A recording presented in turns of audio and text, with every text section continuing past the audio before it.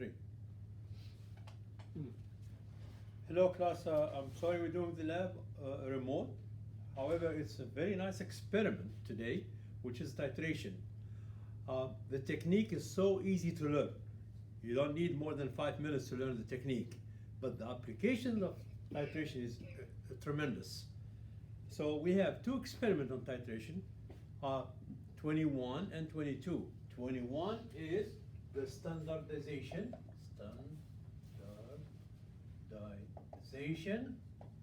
of sodium hydroxide. What does it mean, standardization of sodium hydroxide? We're going to make a solution standard for sodium hydroxide. What is the use? It's for the applications. And that comes in experiment 22. The application, we're going to do both experiments today, by the way. The second experiment, this one is experiment 21. 22 will be the application of the sodium hydroxide that we're going to standardize it. Professor Gandhi is going to make that titration for you. So how are we going to do the standardization of sodium hydroxide? Very simple. We're going to use KHP. KHP is called potassium hydrogen phthalate. It's an acid, that's an organic acid, it's a weak acid, and we're going to use that to make a standard solution of sodium hydroxide.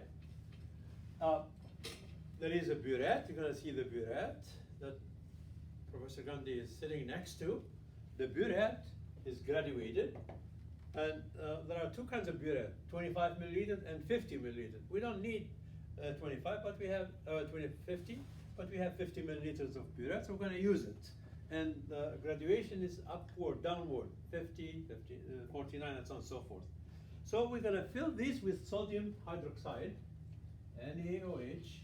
It turns out that sodium hydroxide solution is made for us, and it's roughly 0.26 molar solution. That's not an exact molar solution.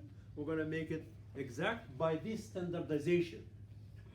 So the burette will have the sodium hydroxide, and then we have an Erlenmeyer fact that has the KHP, the potassium hydrogen phthalate, certain amount. We're going to use 0.75 up to 0.8 grams of this acid. Now, the mass is important. We have to have the exact mass. It could be 0.751 or 0.82, but it has to be exact. And I'll tell you later why you need it to be exact. Therefore, we have the potassium phthalate, and are you making it? All right. Already, Professor Gandhi made the potassium phthalate solution. We're going to add some water. 50 milliliters of water will be added to the sodium, the potassium hydrogen phthalate, the acid.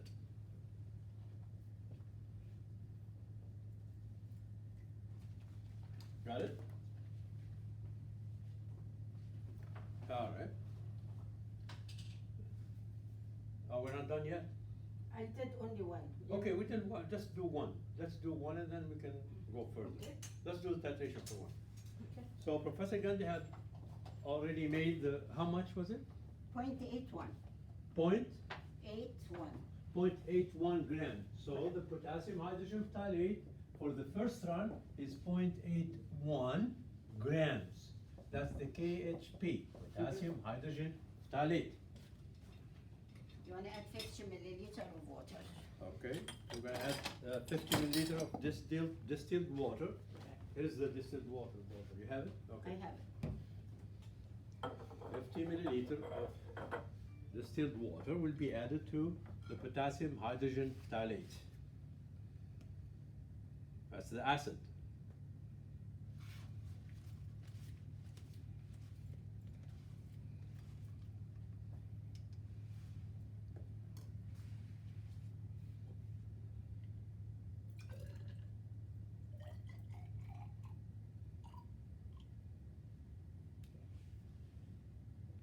Roughly 50 milliliter, it doesn't have to be exact.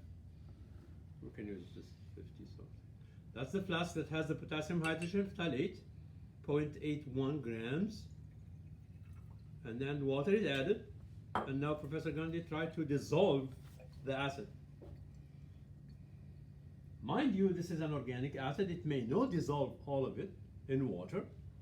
However, when you start the titration, the sodium hydroxide will react with the acid, and then most of the acid that was lingering in that solution will dissolve. Now, one thing is very important. You have to add an indicator. Why?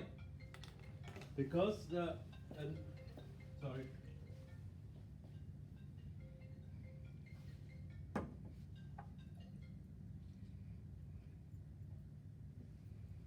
Sorry about that. Why we have to add an indicator? Because the sodium hydroxide solution is colorless and the acid solution is colorless. So when we're going to find out the end point, because this reaction, this titration, is based on. Did you tell how many drops? Is based on titration. It's based on the acid and the base, right? The end point is when the equivalent point of the acid is equal to the equivalent point of the base. At that point now, how do we know if it is colorless, all solution? There we have to add an indicator, which is a very weak acid, and because you don't want that to interfere with your titration, we use like 1 or 2 drops of the indicator. The indicator used here is called phenolphthalein. We call it pH. It's phenolphthalein. It turns out that phenolphthalein is pink in base and it's colorless in acid, right? So therefore, when we start the titrations, and if we reach that pink color, that's the end point. At that point, at that point, we have the equivalent of the acid is, the equivalency of the acid is equal to the equivalency of the base. That's why we call this molarity times volume of the acid should be equal to the molarity times volume of the base when? At the end point. All right? So the end point, that means the acid equivalent is equal the base equivalent. As simple as that. Got it? We're going to show you again how that end point is reached. All right? So again, we have the base, we have the acid, every milliliter solution, we have 2 drops of phenolphthalein, and Professor Gandhi is going to start to titrate. Titration, that means you're going to react the acid with the base.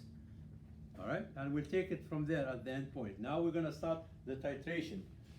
Starting the titration, you have to know what volume to start with. All right? Not necessarily 50, but you have to start from an exact volume. All right? I thought it was 50 milliliters.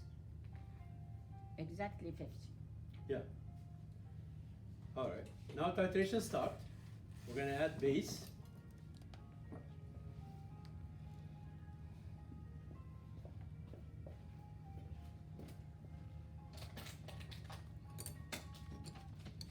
Can go fast at the beginning and slow down when the color stay till you reach the end point. So I go fast. You see that color? That's the end point. Fast.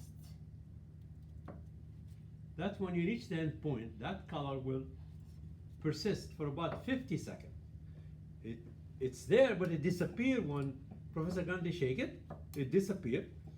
However, there is a point where that pink color will persist for about 30 to 40 seconds. Then when we say this is the end point.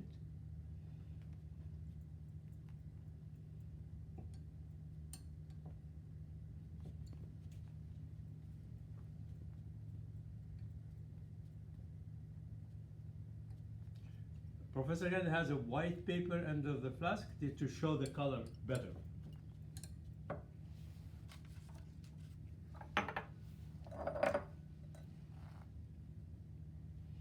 Go slowly now till the color stay. You make sure that color persists for 30 seconds. When you shake it, it doesn't disappear. All right, now we reach the end point. At the end point, we can record the volume of the base used. So we said the volume 1 for the base was 50 milliliter, correct? 50, right? Yeah, 50. And the V2, the volume reached at the end point was 13.1. 15.1. 13, 1 3. It goes from 0. Oh, 0. You start, sorry, 50 milliliter. 0 was the volume that we start with, right? Right. That's the volume. 0 milliliter. And now it's 13.1. 1. 0 milliliter. All right?